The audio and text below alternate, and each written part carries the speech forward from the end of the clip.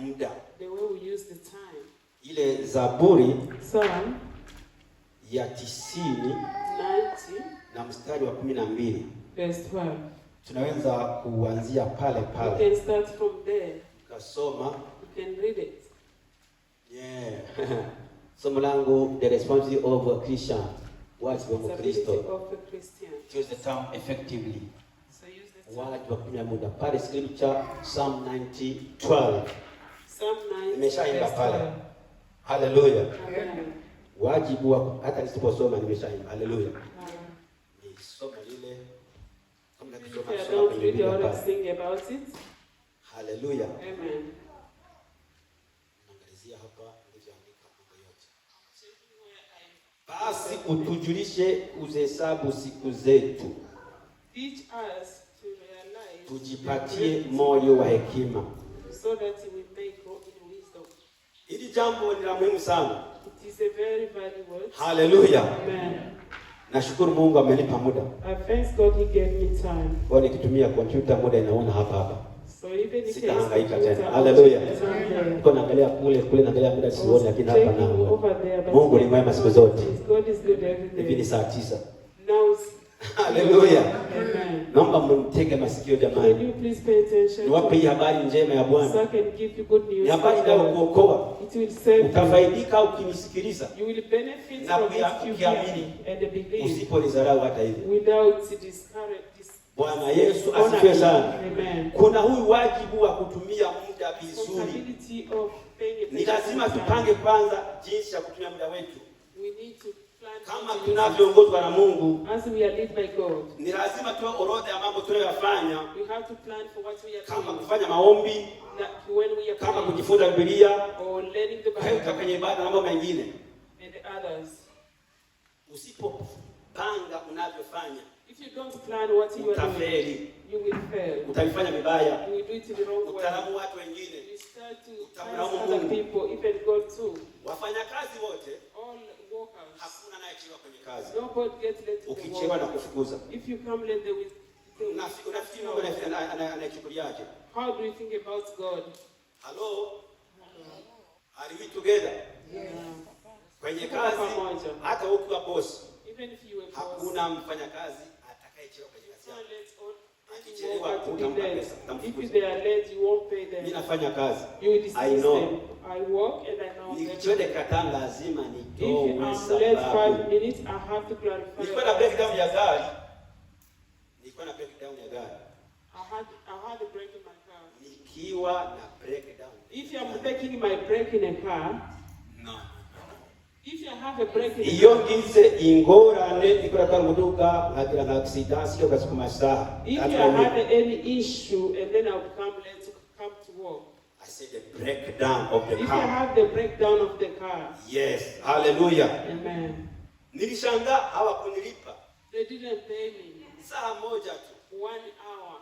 Niko kwenye Talking Highway. I was in Talking Highway. The car is broken. In my car. Napiga simu napigia boss. I call even my boss. Siku ya mshahara saa moja ilitolewa. On the payday they nikaenda complain kwa sijakuwa pesa kasema. Ulifanya kazi wewe? I complained. They said, did you want 1 hour? I call you. I say I called you. Kasema, kwa nini hutachukua pesa nini? Sasa hujaniambia. Why didn't take it from my leave? And then the boss said, you didn't tell me.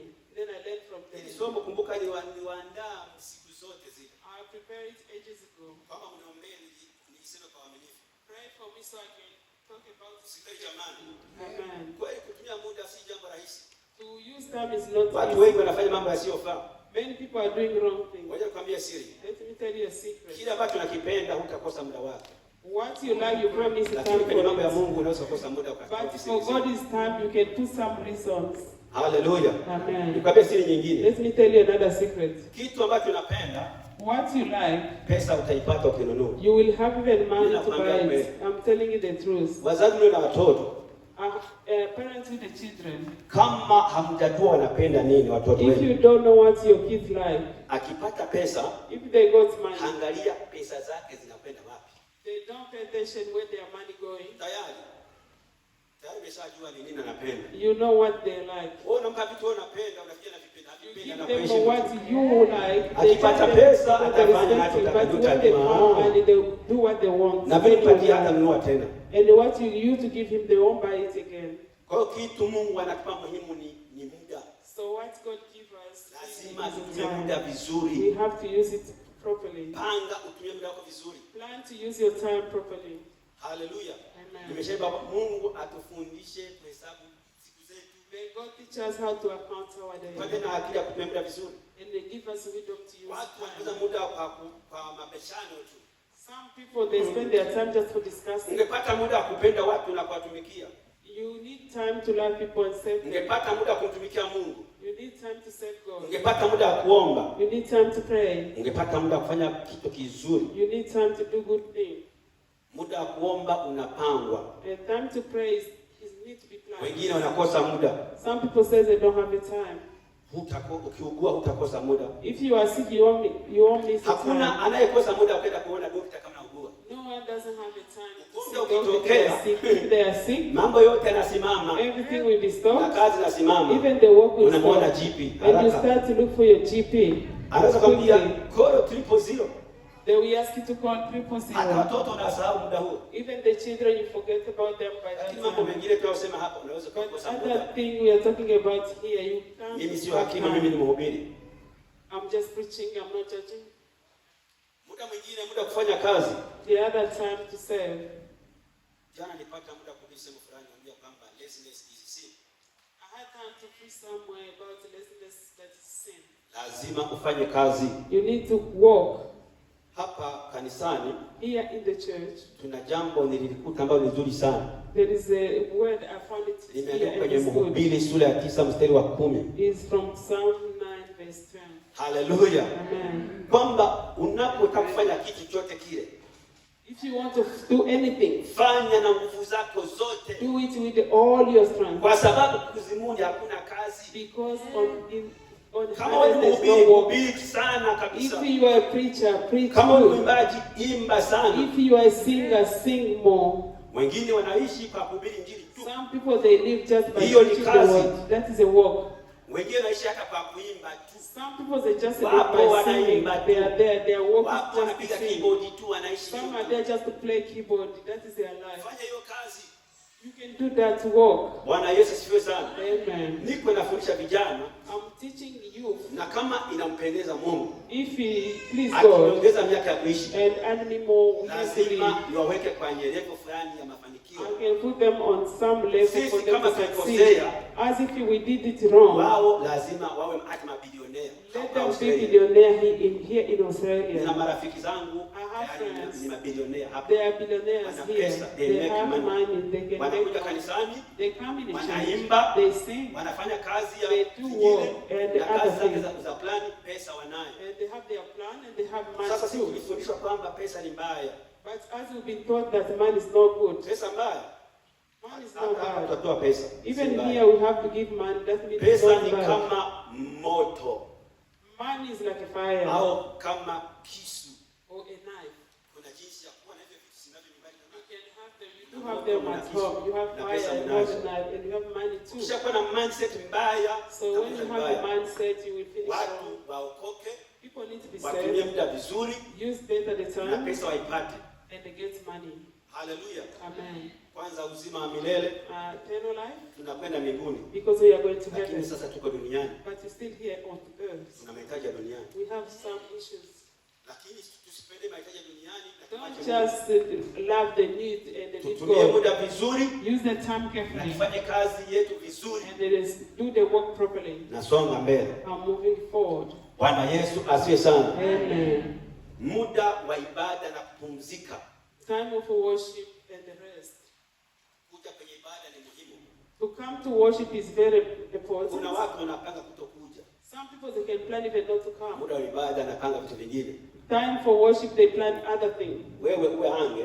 You have to be careful. Muda wa ibada ni ibada. The time of worship is ukijiunga na kanisa, if you just unite with the church, you have to know their responsibilities, you have to follow them. You can't be on 3 or 4 churches. It's not possible. Kuna vitu vingine utafuata viongozi wa kanisa. There is the other thing you have to kama muda ukifanya ibada andiki Biblia. Viongozi wanaopanga. The time to come to worship is not written in the Bible. It's from the leaders, so they are the ones they can plan the 11 or 10. Hallelujah. Wakipanga saa 7:30 ni. If they say 1:30, you have to follow. Lazima ufuatilie ibada. You have to follow the worship. Lakini ukikosa muda kwenda kwenye ibada, if you miss the time to worship, Biblia inasema kwamba tunapoona siku ile inatukaribia, when you see that the time is reaching us, nasi tuje pamoja, we have to be close together. Kwa si maneno yetu tu yameandikwa Biblia. It's not our word, it is written in the Bible. Na kupumzika, lazima upange muda kupumzika. You need to plan the time for watu wengine hawapumziki. Some people they don't rest at all. Mimi nafanya kazi. I work. Ninayowahubiria na mimi inanihusu. What I'm preaching to you, nikifanya kazi sana. When I work hard, nikiendesha gari, if I drive without having rest, I'll start to knock something on the road. And then I'll start to forget to indicate. And I can go through the red light. It means you have to stop and go home and sleep. So that means you need to stop and have a rest. Weekly you have to get a day to rest. So in a week unahitaji siku. Watu wanapenda pesa sana. Some people they love lazima mpumzike. Have a rest. Fanyeni kazi na pumzikeni. Yes, you need to work and you need to muwe mida ya familia.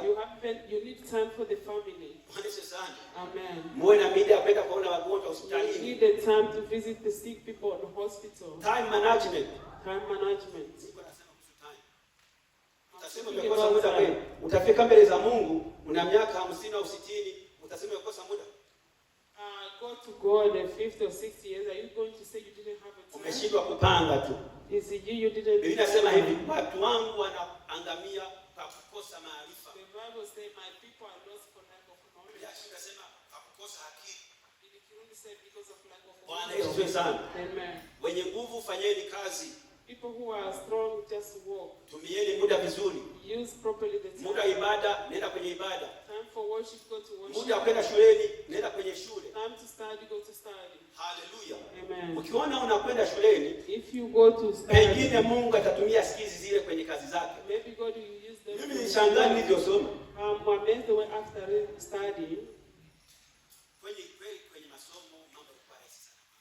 At school things were easy. Primary school ilikuwa easy sana. Primary school was so easy. High school ikawa very easy na kaenjoy. High school was so easy. Ikatokea sana nikakimbia Tanzania. And then the war started and then I went to Tanzania. Let me tell you what wito kabisa na waka moto wa injili. After I've been called and I was on fire. Namwambia mzee ni challenge. Then I told to my father, can I change my diploma? Unaweza kuhitaji. You have to do it, you need it. Wewe uko naambia. I'm telling you the truth. Mimi masomo yote yale nilisoma. All those studies. Sio kama niyafanyie kazi. It's not for me to yatumie work. Kwenye huduma. It's to use them to serve God. Na wengine hamjui. Unasoma sana unapata pesa. You study a lot of things you want to find. God is calling you but you don't know. Tunajua Kiingereza tunakifanya kwenye huduma. We know English, we do it na just kama niambia ningejua Kiingereza kama Al-Fasad ningefanya business. One person say if I know English like Al-Fasad I can do business. Hajanitia business. If God didn't call me for that. Hata kwenye injili anahitaji watu wenye akili, Mungu anahitaji. Even the evangelizing Mungu haiti wazembe tu. He doesn't call only lazy people. Anawaita. He call even the wasiojua kusoma anawaita. All those people who matajiri anawaita. He call rich na maskini anawaita. And the poor too. Ukishindwa vyote. If you ukija kwamba Mungu ameniita. And then you come and God call you. Sina uhakika. I'll ask you, I'm not. Kama hujafaulu maishani. If you haven't succeeded, then Mungu amekuita. And God called you. Mungu anaita watu wanajua kuvua samaki. God called people who are fishers. Anaitwa doctors wa injili. Doctors to Dr. Paul. Dr. Paul. We call him. Alisoma jua. He learned lawyer and God called him. Na wengine wote tunawajua. And the others he knows them. One minister, all people who study are not saved. Why not the educated people are not saved?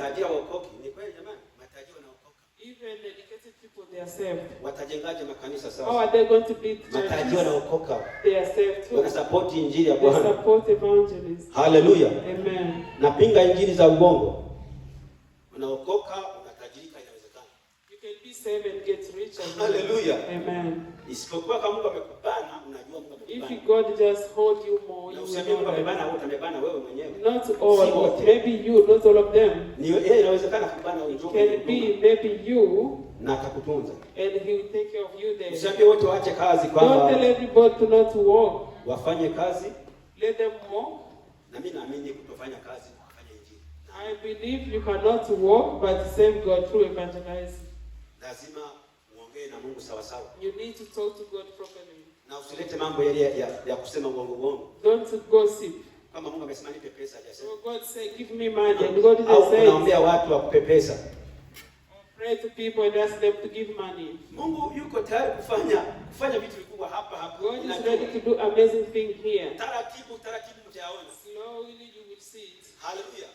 Nishatabiri fire ikawaka hapa. Siogope fire, it will come here. Nishaona dalili za fire. I can start to see some signs. Kuna watu wanaishauri za kufanya. Some people are tusubiri muda unakuja. They are advising me something to do, and then I just be patient. The time is coming. Niende kwenye jambo jingine. Let me go to the next Hilo la one. muda nilimalize. I finished the time. Lakini tumieni muda wenu vizuri. You need to use your time. Fanye kazi ya Bwana. Serve God. Waimbaji mwimbe vizuri. Sing well. Wakalimani injili. Interpret.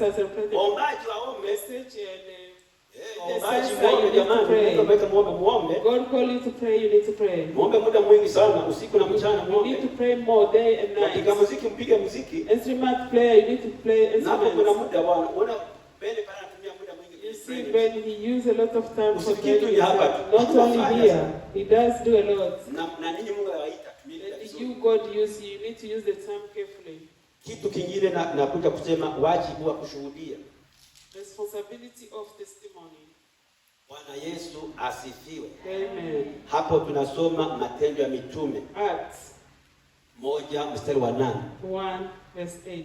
Lakini mtapokea nguvu akisha kuachilia juu yenu Roho Mtakatifu, nanyi mtakuwa mashahidi wangu katika Yerusalemu na katika Uyahudi wote na Samaria na hata mwisho wa nchi. Amen. Amen. Naweza kusoma. Let us read in the name of Jesus. Acts chapter 1:8. But you will receive power when the Holy Spirit come upon you, and you will be my witness, telling the people about me everywhere, in Jerusalem, throughout Judea, in Samaria, and to the end of the earth. Amen. Listen. Hapa here Mungu anamtegemea kila Mkristo. So God trusts every believer to testify. Sio kazi wachungaji tu. Not only for sio kazi ya mtu. Not only evangelists. Kazi ya kila Mkristo is for each Christian. Lazima atoe ushuhuda. You have to testify. Kwa yale mambo Yesu alikufanyia. For what Jesus has done. Yale mambo Mungu alikufanyia. For what God did. Lazima utoe ushuhuda. So you have to testify. Hiyo inavuta watu wengi wanakuja kwa Yesu. That one make people to come to God. Hallelujah. Amen. Sisemu kuita watu kuwaleta kwenye community. Not just to call them to community. Kuja kwa Yesu. To Jesus. To na sasa hapa ni mambo mawili nitaambatanisha. So here is two words I'm going to put na kufundisha watu wengine. Testify and teach others. Bwana Yesu asifiwe. Amen. Tunaposhuhudia, when we testify, kuna mfano mmoja Yesu alitoa ushuhuda. There is an example Jesus gave. Naona ni baraka mvua inanyesha. There is a blessing of the rain. Mungu asifiwe, wengine mnaanza kufurahi. Some people are happy. Hallelujah. Amen. Yesu alitoa ushuhuda kwa yule mama Msamaria. Alikwenda pale kisimani. So he went to the well. Akamkuta yule mama. He found the woman there. Wakaanza kuongea. And then they start talking. Bwana Yesu asifiwe. Akaanza na mambo ya kawaida. And they start with the normal thing. Bwana Yesu asifiwe. Akasema nipe maji ninywe. Had to give me water to drink. Ni mstari wa 7. It is 7. Yohana chapter 4. John 4. Hatusoma hapa, tunaenda moja kwa moja. We are not reading, we are going. Nimeshasoma kwamba Roho Mungu atakujiria. So Roho Mtakatifu will come upon us. So when you testify, unaposema mambo ya Mungu, when you talk about God things, usijifunze kama wewe unafanya. Don't be proud that you are the one doing it. watu wasiokoke. You can testify that people that they are not saved. Atashuhudia kabisa. But the Holy Spirit is the one who goes to help them because it's in you. Anawakonvinsi watu. So Holy Spirit to go through them and convince them. You just do your work. You just testify. I'm giving you example of Samaria. He talked to the Samaritan woman. And they start with the normal thing by asking the water. And then change the conversation, go through the spiritual things. And say, so everyone who drinks the water you gave me, so whoever will drink the water I give will never be thirsty again. The other thing,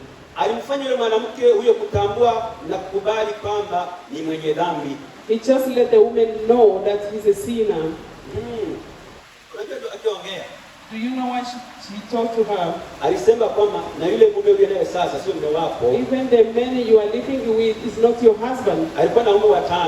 So the woman had a five of them. He was a prostitute. But Jesus showed her, even that one you are living with is not yours. Very clear here. Sio ule unabii wa mapastors ambao ni wa mafeki. It's not for the pastors. Anakwambia acha mume wako uende kwa mwingine. No. We ask you leave your husband, go get married to this one. Alikuwa na mume watano. That lady used to have 5 husbands. Yule sio mume wake. And the one she was living with wasn't her own. So Jesus let her know her sin. So when we tested, kumbuka na wewe ulikuwa dhambini. You need to remember you pengine unafanya the same thing they are doing. Maybe you used to do the same. So it is easier to tell them. So ni rahisi kwa wewe what you were doing. Mambo nikuki now you are changed to transform. Umegeuka. So they can easily come to Jesus. Ili urahisi wacha kwa Yesu. Hallelujah. Amen. Bwana Yesu asifiwe sana. Amen. Lakini sasa yule mama akajua kwamba yeye ni mwenye dhambi. So the woman found out that she was a sinner. Hakuna mabishano kuzuka baina yao Yesu na yule mama. You don't have discussing about it. Alimwambia kwamba Mungu ni roho. So he told her that God is a spirit. Na waabuduo yeye yapasa kuabudu katika roho na kweli. And those who are worshiping him, they have to do it in the truth and in the spirit. Yesu alimwambia moja kwa moja lengo lake. So Jesus tell her the reason. Alisema kwamba yeye ndio Masihi. And he just tell her that she's a Messiah. When we testify, lazima Yesu ahusike ndani. So Jesus must be included. Lengo langu hapa. My point is lazima museme mambo ya Yesu. You need to talk about Jesus kuanzia nyumbani, from home, kwenye kazi, at work, kwenye masomo, at school. Watu watajua kuhusu Yesu. So people will know about Jesus. Pengine watafuata kanisani. Maybe they will follow you at the church. Hallelujah. Amen. Bwana Yesu asifiwe. Amen, amen. Watu wengine wamenyamaza. Some people are quiet. Wanaume, kwa nini makanisa haongezeki? Why the church is not filled? Lazima tushuhudie. We need to testify. Watu watakuja. So people may come. Kama magonjwa yanapona, if your sickness, lazima watu waseme kama magonjwa yanapona. They need to know that people can get healed. Kama kuna injili ya moto hapa, lazima watu waseme kuna injili ya moto. Watu watakuja.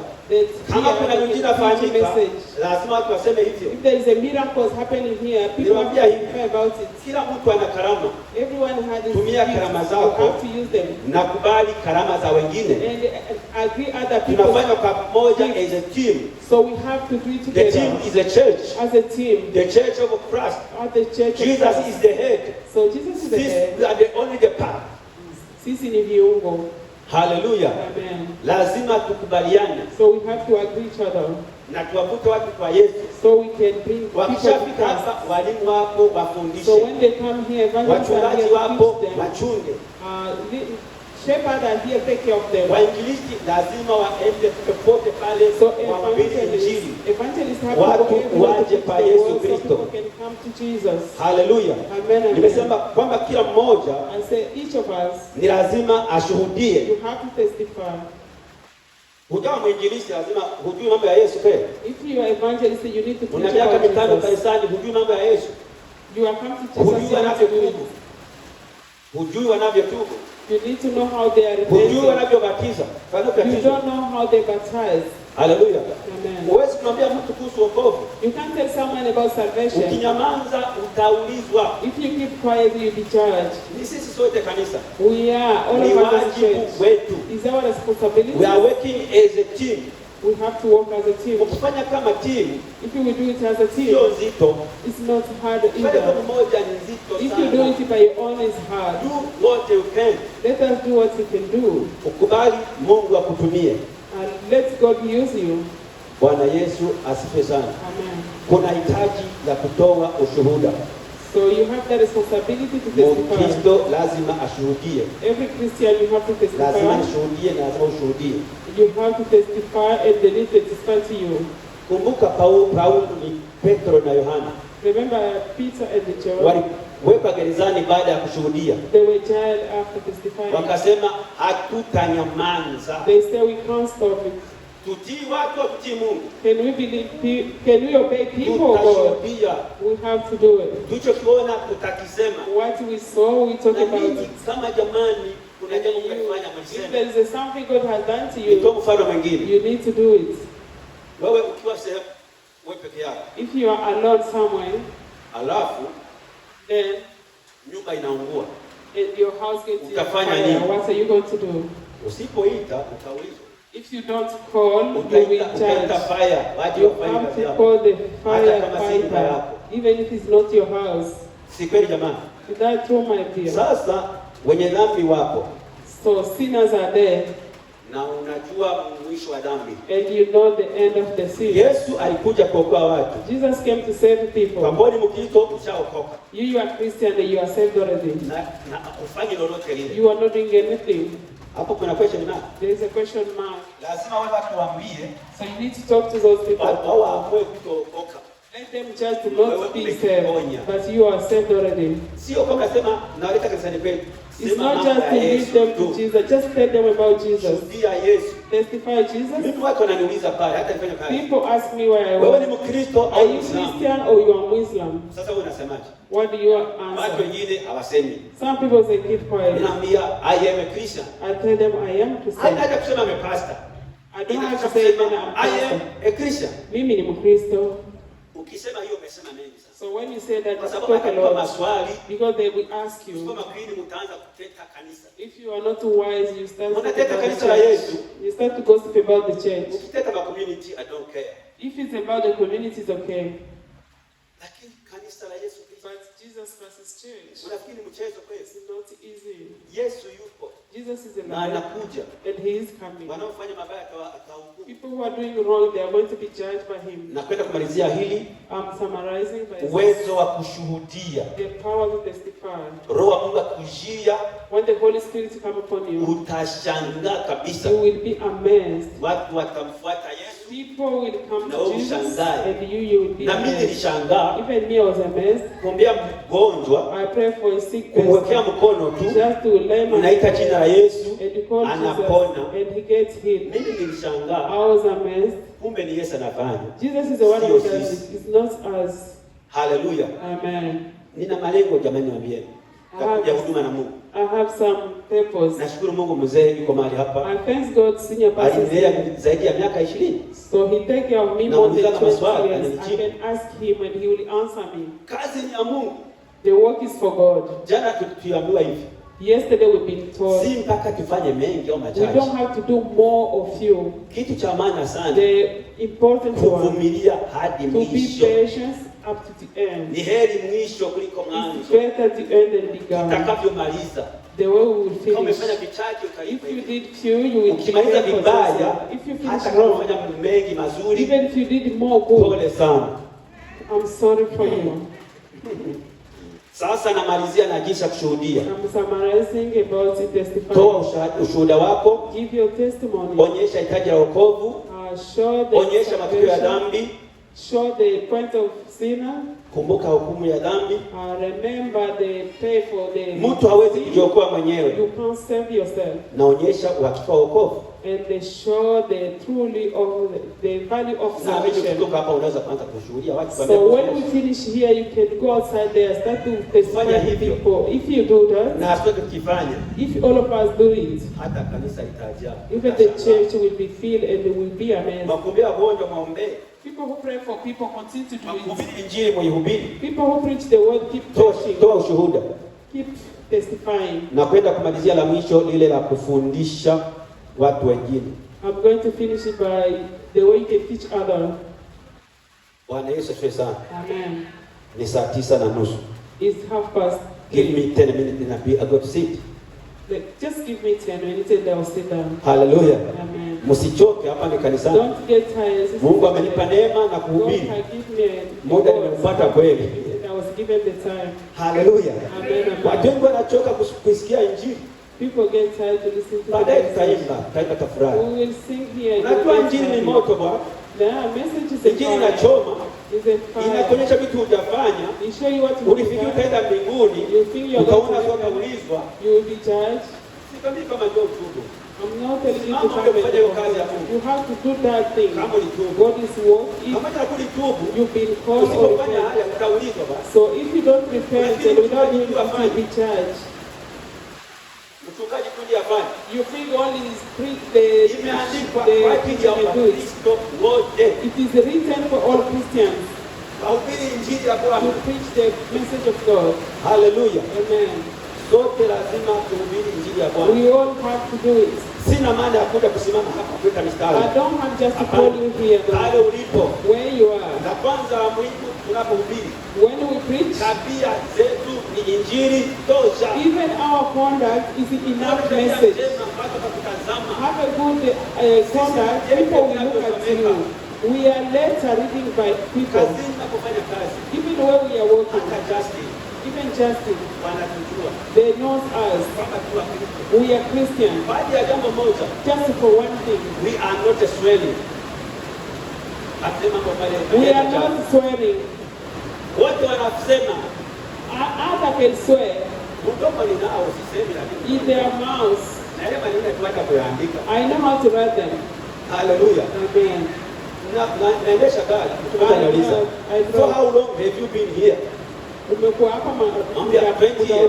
said 20 years. Where is your accent? He said, where is your accent? That's swelling. That's what I mean. Yeah. Oh, kuna watu hata hawajui they are swelling. Nafikiri kwa Kiingereza. So some people that know English, but they are swelling. They think they know English. It's not true. Hata kwenye kazi tunafanya. Even when you are working, they are swelling. Someone is sick. Even the sick people, they are swelling. They are even sick. Lakini wewe tu ukikaa pale unapoanzia there, if you stop doing that, watakuchanga. So if you are not swearing like them, they will be amazed at you. If they tell you something and you are not answering them, they will ask you, who are you? They did it a lot. They test me more. I thank God they know us. I was quiet. They say this one is a pastor. I didn't say anything, but they say. I say I'm a Christian, it is a hallelujah. Amen. Action can preach the message. If you want to do more about it, the leaders of the church will lead you. I'm going to read the last Timotheo wa pili 2 Timothy sura ya pili mstari wa pili. Nimalizia hapo hapo. 2:2. Na mambo yale uliyosikia kwangu mbele ya mashahidi wengi, hao wakabidhi watu waaminifu watakaofaa kufundisha watu wengine. Inatosha hiyo. Hata usome 2 Timothy 2:2. Yes. Many will follow their evil teaching and the shameful immorality, and because of false teachers, the way of truth will be standard. Lengo ni hili sasa. Yeah. Peter 2. Timothy. Timothy. Let us save the time. Bwana asifiwe sana. Amen. La Timotheo alikuwa na Paulo. Timothy has been told by Paul, you need to search for faithfulness, faithful people, and teach them the word of God, and prepare them so they can start to teach others well. I believe that after being a pastor, I have to prepare others so they can go to preach the word. Ukishindwa unaweka hapa tunakuongezea. If you fail, you call them here. You bring them here, we add them. And if you have a question, ask us to give you the answer. Even the servants, even the little child will come and play with you. He's the one here, but no more than you. Hallelujah. Amen. Faithful people, you need to preach the message. The reason of this, the purpose, we need to be faithful. We have to be obedient people. A new Christian, if they come here, we have to teach them. When they grow, their work is to teach others there. And then they will testify. They will use their time properly. They will come to the service. If you all are doing it, we see a change. If we are not doing it, we just want senior pastor to do it alone. We are doing wrong. To pray for sick people, we have to do it all of us. How are you going to know that you have that gift? Not just to hear the voice. I teach you before. These are the miracles that follow the believers. Hallelujah. Or signs. Let me give you another secret. You know Jesus resurrected dead people. That time some people died, but he wasn't resurrected. He resurrected Lazarus. You can just resurrect one, only one. You can pray for one, just sick people and get healed. You understand? How are you going to know? You need to do it. Obey the word. If they are not getting the word, let you. Even the whole church, we can pray. That person won't get healed, but we have to. Not only senior pastor. He can do it, and he's taking care of us. So we have to try. You will be amazed. So teachers kwenda kuhubiri Injili na kweli wakaenda wakafanikiwa na pepo yakatoka wakarudi kwa Yesu. Walikuwa wanafurahi. They were so happy. Na mimi nilifurahi the first time. I was happy the first time. Alicheka mimi nilifurahi. The senior pastor was laughing at me. Imeshakuwa normal. Sifurahi tena kama hivi. I don't laugh like before. Mara ya kwanza nilifurahi. But the first time I was so happy. The first time. And you for the first time. Siku ya kwanza naambia mtu pray for someone and get him.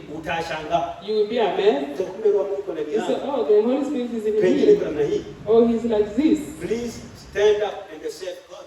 Simama na mtumikie Mungu. Inawezekana. Ni Roho wa Mungu anafanya, sio wewe. The Holy Spirit who does it is not you. Kwenye Injili sasa, evangelism. Utaanza kidogo kidogo. You have to do slow by slow. Utaanza na mambo makubwa. Not with a great thing. Unaanza na mtu mmoja. Okay, start with the one person. Then wawili. And then two. Then watatu. Then the third one. Then watano. Then the fourth one. Ninashukuru Mungu. I thank God. Hapa tuko makundi. We are like a wanawake wapo. There is a woman. Nimeshahubiri wanawake. I preach the woman. Mungu asifiwe. Praise God. Vijana wapo. You are there. Nimeshahubiri vijana. I preach you. Na malengo makubwa na vijana. And they have some plans. Watoto wapo. Children are there. Makundi hata wanaume wapo. Even the men are there. Wasichana wapo. Young ladies are there. Makundi hapo. There is a group. Kuna sehemu unaweza kufanya kazi. There is a place you can do a work. Na unafaa kufanya kazi ya Mungu. And you have to do it. Si mpaka kusimama hapa. Not only to stand up here. Kama wewe kusimama hapa kushuhudia. If you can't stand up here, you can testify. Unaweza. For your age, you can do that. Hata kuombea watu unaweza. To pray for people, you can do it. Jana tulikuwa pale. Yesterday we were there. Tulibarikiwa. We were blessed. Maombi yalifanyika pale. There were prayer. Hakuna aliyesema kwamba mimi sinaweza kuombea mtu. Nobody say I can't pray for someone. We did pray. Na Mungu alifanya. And God did it. Mimi naamini. I believe. Kama wewe ni mwanafunzi wa Yesu Kristo, if you are a Jesus disciple, na wewe utafuta wengine, you can teach others too. Mungu ametuamuru kufundisha wengine. So God command us to do it. Hiyo ujue. You need to know that. This is the great commission tulipewa. So this is the great commission we will be given by God. Unaweza kufanya vingine.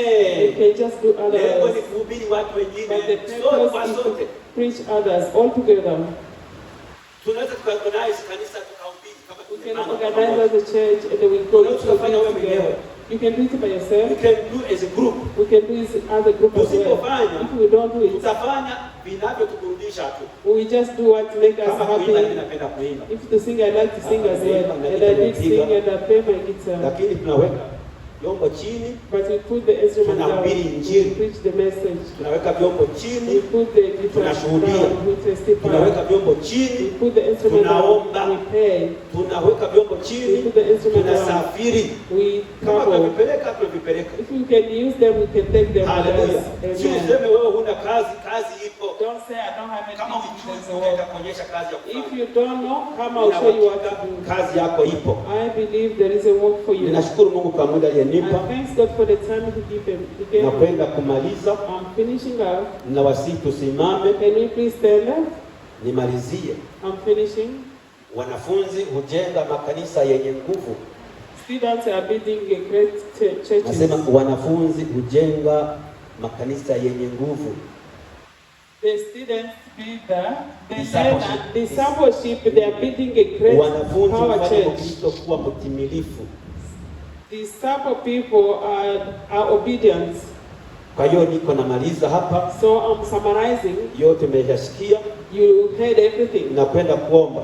I'm going to pray. Nimesema mambo matatu. I spoke about 3 things. Kutumia muda vizuri. To use carefully the time.